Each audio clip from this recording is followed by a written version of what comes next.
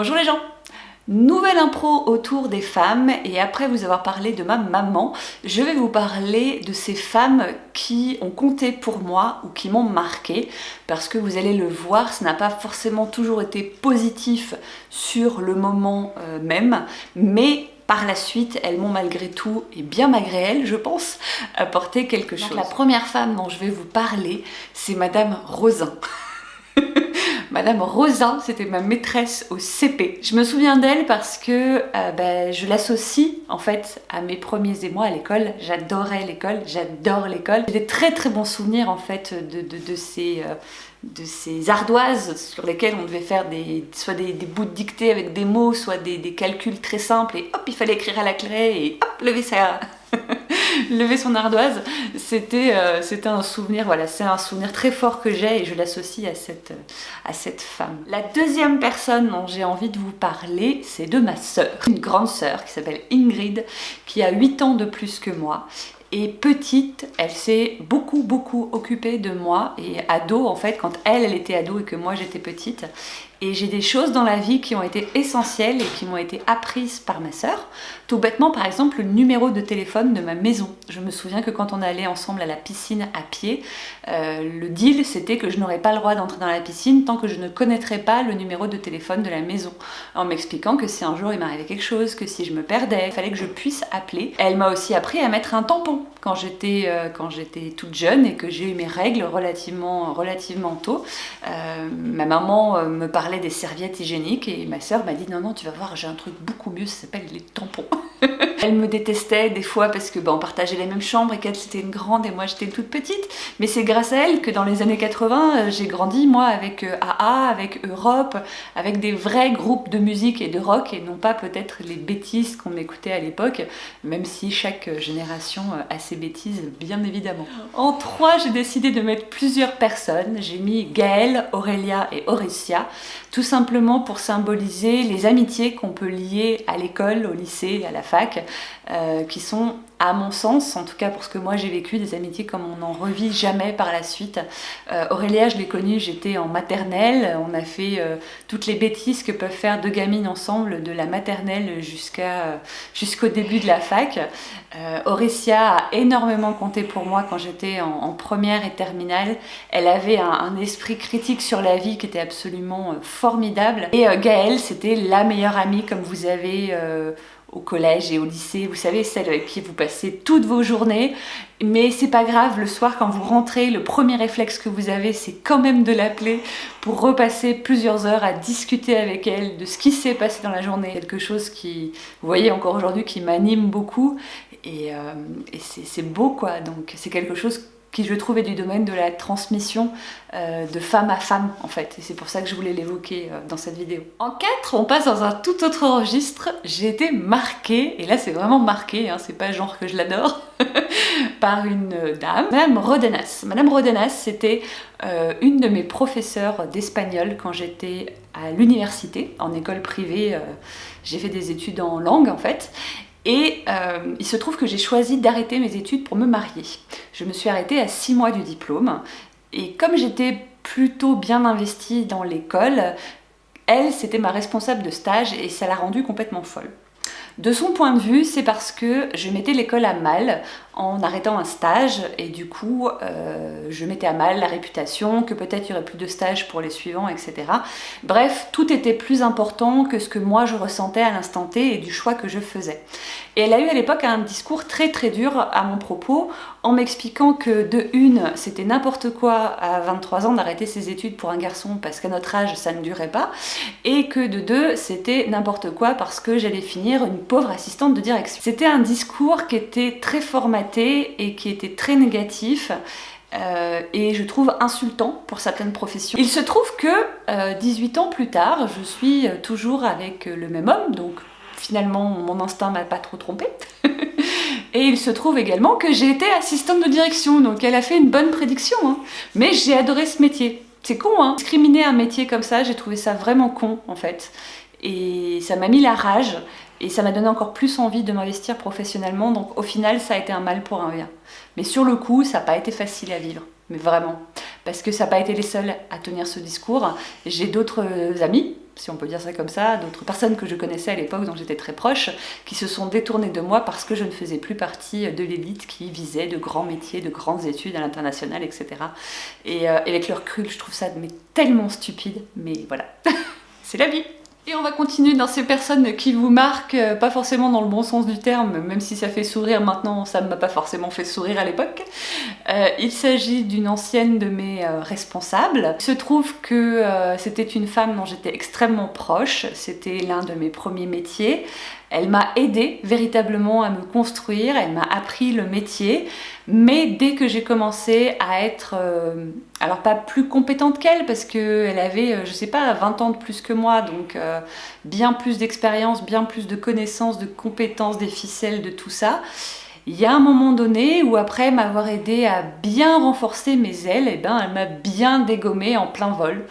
Et bah, quand je m'en suis rendu compte, parce que je ne l'ai pas su tout de suite, je l'ai compris quelques temps après, ça m'a fait extrêmement mal. Ça a beaucoup influencé sur ma capacité à faire confiance par la suite dans tous les domaines de ma vie, parce que je me suis vraiment donné corps et âme pour elle, pour cette entreprise. Ça a été dur à traverser, mais ça a été positif parce que derrière, croyez-moi que professionnellement parlant, je ne me suis plus jamais fait avoir, dans le sens où j'allais dans des entreprises en sachant ce que je voulais et surtout en sachant ce que je valais.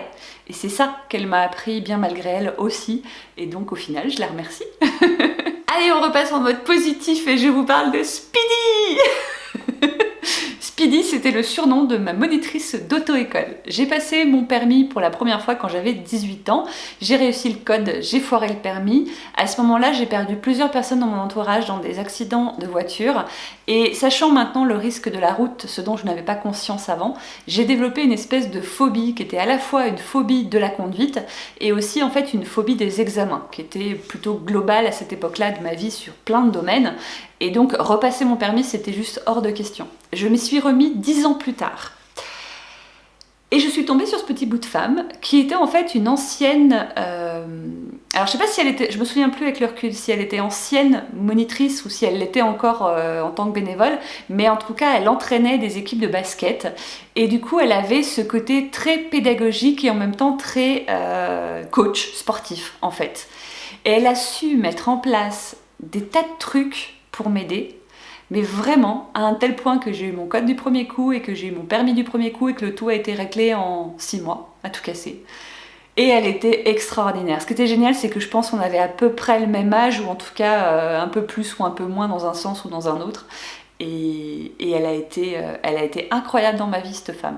À tel point qu'un jour, j'ai découvert qu'elle avait changé d'auto-école, que je me suis payé le culot, mais c'était 5 ans après, hein, de rentrer dans cette auto-école et de dire « Est-ce que je peux laisser un mot à Speedy, s'il vous plaît, pour lui dire qu'elle se rende compte de ce qu'elle m'a apporté dans ma vie, quoi. » Et des gens comme ça, j'en ai plein d'autres, dont je vais pas forcément parler, parce que voilà, je veux pas que la vidéo dure 50 ans, et puis je vous ferai peut-être un épisode 2 un jour, qui sait.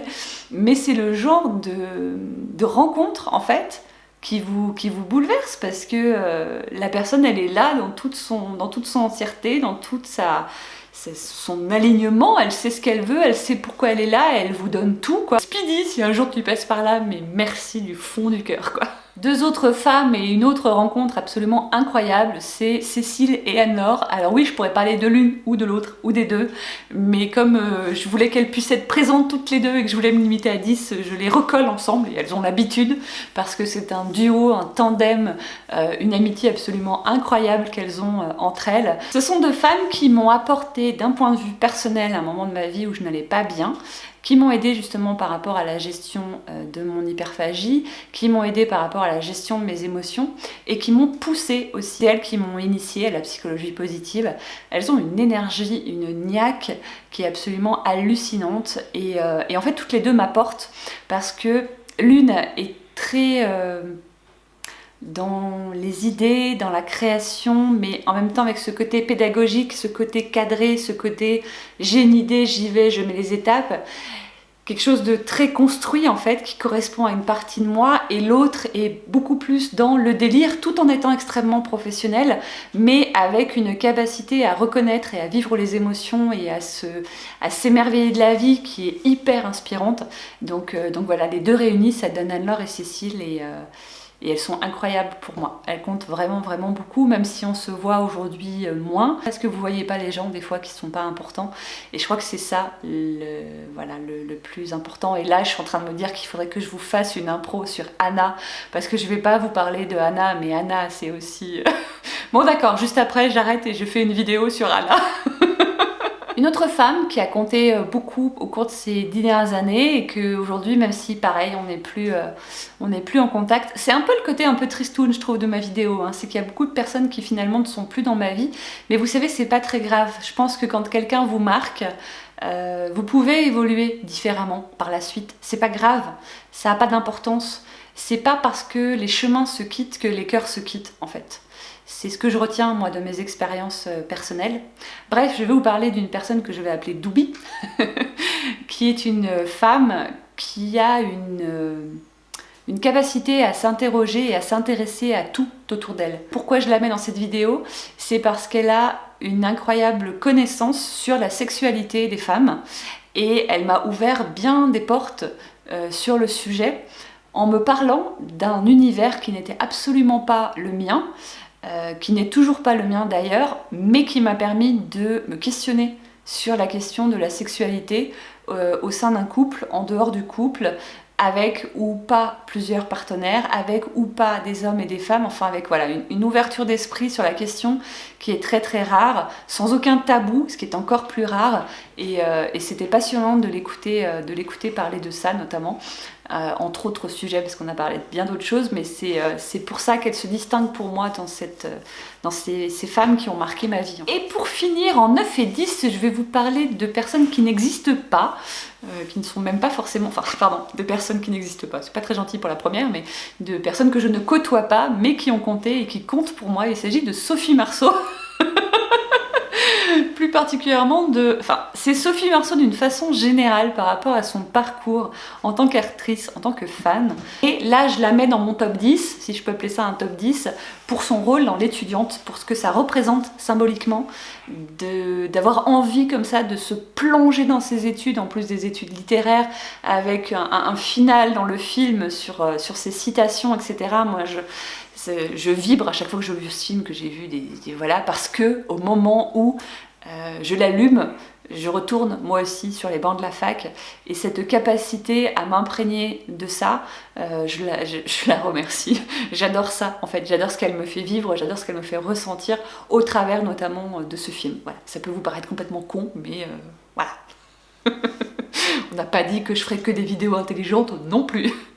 Et la dernière, alors là c'est encore un peu plus what the fuck, c'est Antigone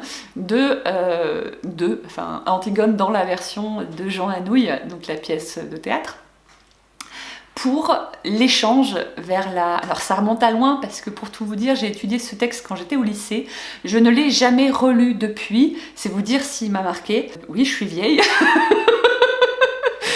Pour le final entre elle et Créon, au moment où, je dis pas parce que si vous l'avez pas lu c'est pas drôle, il y a un échange, un dialogue entre donc elle et Créon, qui est un autre personnage. Mon dieu, c'est une catastrophe cette vidéo. Qui montre sa détermination face à une décision qu'elle a prise qui est irrévocable, qu'elle voudrait pouvoir changer sans revenir elle-même sur sa prise de position, avec une authenticité, un alignement, une détermination, je me répète, mais qui m'a marquée. Encore aujourd'hui, je me dis, mais cette bonne femme, elle en avait quoi, hein, la paire d'ovaires là, vous voyez, elle en avait. Et ça m'a marqué, Antigone m'a marqué, véritablement, pour le sentiment qu'elle m'inspire. Parce que je suis incapable de vous réciter le dialogue, parce que je n'ai jamais pris le temps de le relire, ce qui est un peu couillon de ma part, mais bon, soit. Mais voilà, c'est le genre de personnalité qui m'attire et qui m'inspire. Ce sera tout pour cette fois. Si vous avez comme ça des bouts de femmes qui vous ont marqué, n'hésitez pas à les partager avec moi, et je vous dis à très bientôt. Ciao!